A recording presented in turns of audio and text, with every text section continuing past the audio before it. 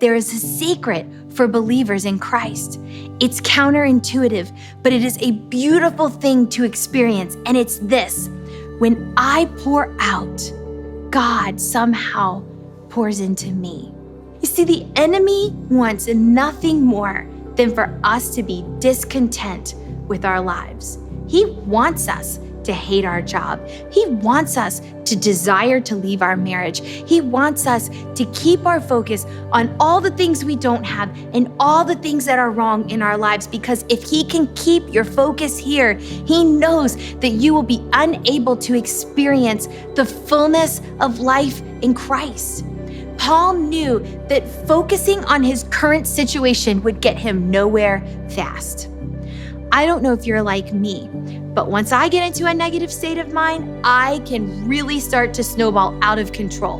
And my focus gets on everything that is wrong. Stuff I didn't even think was wrong becomes wrong. So Paul practiced pouring out even when you want people to pour into you. He said, here are the things that I'm praying for you, that your love would abound, that you would be able to have discernment, and that you would be filled with the fruit of righteousness.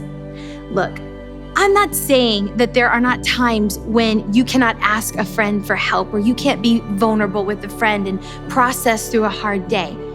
But have you ever experienced the joy and the perspective that can come when you take your focus off of yourself and you determine to bless someone else? Remember, we're working around the idea that contentment is an art. That means that it must be consciously practiced. That means that there are some days where you're going to get this right, and there are other days where you're going to fail miserably and you're going to make everything about yourself. That's okay. But the more that you practice it, the more it becomes second nature. Have you ever thought about how many of your prayers that you pray that are actually just all about yourself? I mean, most of my prayers are for me. I don't know if you're like me. Lord, bless me. God, help me. Guide me. Give me. Show me. Look, it's great for you to pray for yourself. You should pray for yourself. But have you experienced the joy that comes from praying for a friend, from praying a friend through a hard situation and seeing God come through for them? I want to pray more prayers like Paul.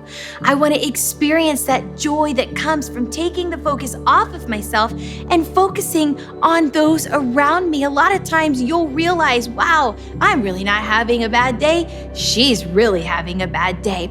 But a lot of days, I pray more like David. Okay, don't get me wrong. David penned some of the most beautiful prayers in the Bible. He wrote Psalm 23, the Lord is my shepherd, and Psalm 34, I will bless the Lord at all times. But I just want to pick on David for a minute. Have you ever read some of his prayers for his enemies? Here's something that he wrote in Psalm 35. He says, may those who seek my life be disgraced and put to shame. May those who plot my ruin be turned back in dismay. May they be like chaff before the wind, with the angel of the Lord driving them away. May their path be dark and slippery, with the angel of the Lord pursuing them. Have you ever prayed David prayers? I have. I know you have. I bet just the other day someone cut you off in traffic and you prayed that they would get a flat tire. It's okay. We all do that. We all pray David prayers. Sometimes David prayers are all you've got. I've been there. And I don't know if God answers my David prayers, but I do know that he hears them.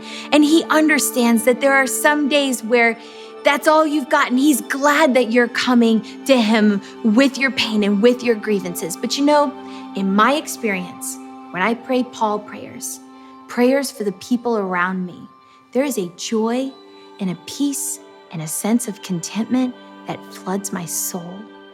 God is so kind, and he's so patient, and he sees when we pour out and pray for others, even when we are in the midst of deep personal pain. If we sat around waiting for our circumstances to change before we ministered to those around us, think about all that we would miss out on. We would miss out on increased faith and deepened relationships and an unspeakable joy that comes from honoring others above ourselves. Hey, thanks for watching. I hope that encouraged you today. Make sure that you subscribe so that you don't miss out on other videos like this, and I'll see you back here next time.